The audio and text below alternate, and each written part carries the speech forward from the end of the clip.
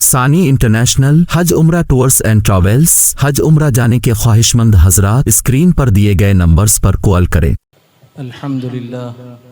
الحمدللہ کفا وسلام علی عبادہ الذین اصطفى اما بعد قال تبارک و تعالی فی القرآن المجید والفرقان الحمید فاعوذ باللہ من الشیطان الرجیم بسم اللہ الرحمن الرحیم یا ایہا الذین آمنوا وآمنوا صدق اللہ العظیم قال النبی صلی اللہ تعالی علیہ وسلم انا خاتم النبیین لا نبی بعدی او کما قال علیہ الصلاۃ والسلام۔ اولاً ناظم محترم نے میرے نام کے ساتھ قاسمی پکارا ہے، چونکہ میں دارالعلوم دیوبند سے پڑھا ہوا بھی نہیں ہوں، میں قاسمی نہیں ہوں، فکر قاسمیت ہے، حنفی المسلک ہے۔ چونکہ ان علاقوں میں قاسمی علماء کرام کے بیانات بہت ہوتے ہیں، میں تو ان علماء کی جوتیوں کا خاک ہوں۔ بہرحال میرے سامنے دو تین قسم کے موضوعات اور دو تین قسم کے طبقے ایک عنوان کے موضوع پر بیٹھے ہیں۔ بیانات تو اکابرین علماء کرام سے سنیے، دو چار فکریں جو ہماری ہے وہ سن لیجئے، انشاءاللہ یقیناً فائدہ ہوگا۔ ایک یہ کہ جو بچے سامنے بیٹھے ہیں، آج یہ یہاں ہیں، کل وہ یہاں رہیں گے، ہم نہیں رہیں گے۔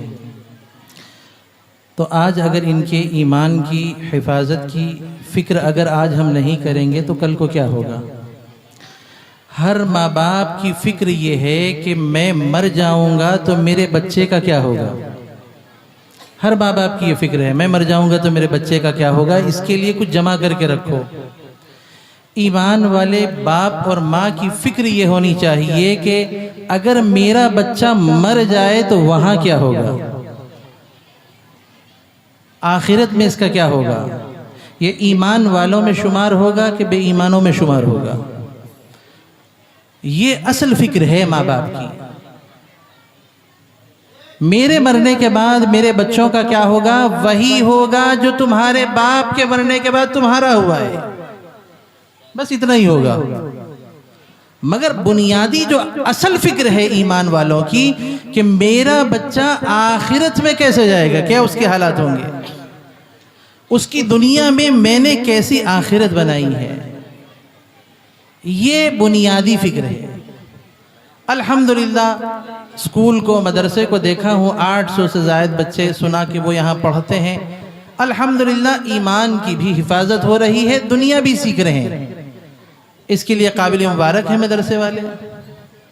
اور ان سامعین حضرات سے جو سامنے بیٹھے ہیں ان سے بس ایک گزارش ہے ہماری، وہ گزارش یہ ہے کہ دیکھو یوں سمجھو کہ ہم سب مل کر ایک کشتی میں سوار ہیں، پانی کے جہاز میں ہم سب بیٹھے ہوئے ہیں، اور اس کنارے سے اس کنارے تک جانا ہے۔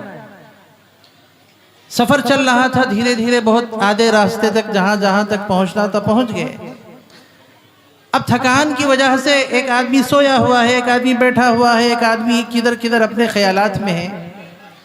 تو دو چار آدمی اس کے اندر ایسے گھسے ہوئے تھے، وہ نہیں چاہتے تھے کہ آپ منزل تک جائیں۔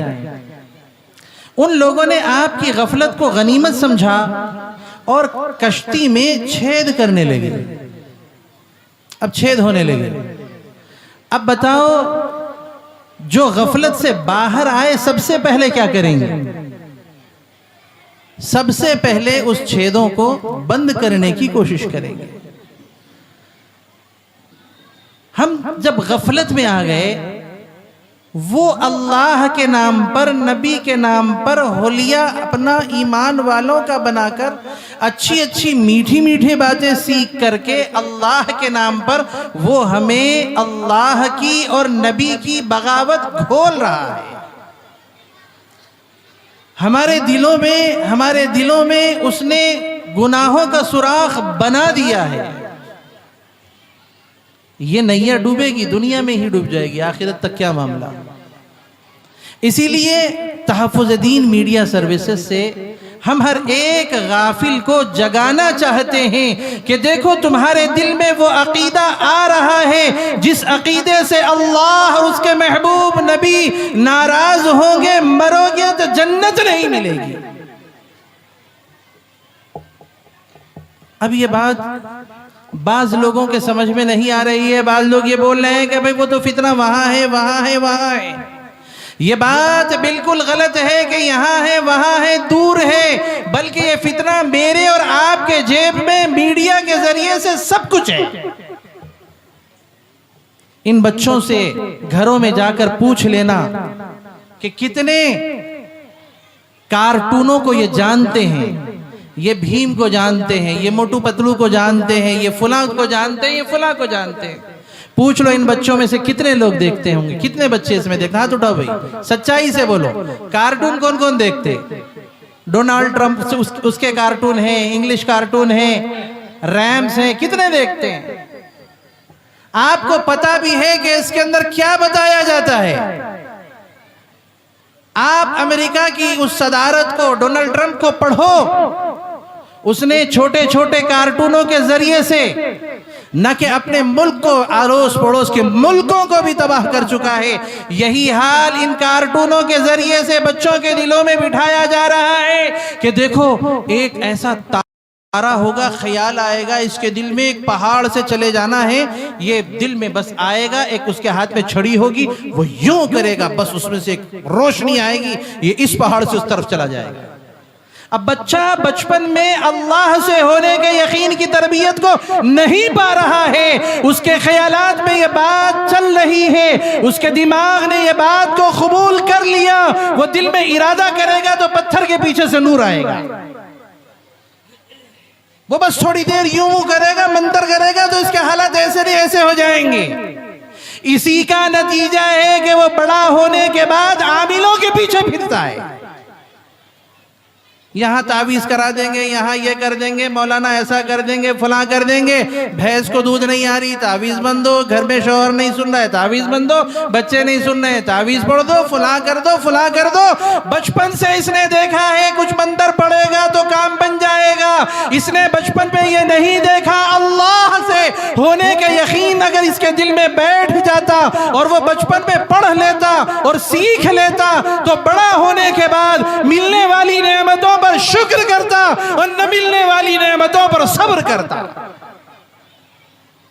یہ اسی کا نتیجہ ہے کہ پڑھنے اور سیکھنے کی عمر میں اس بچے نے یہ نہیں سیکھا کہ ملنے والی چیز پر شکر ہو اور نہ ملنے والی چیز پر صبر ہو۔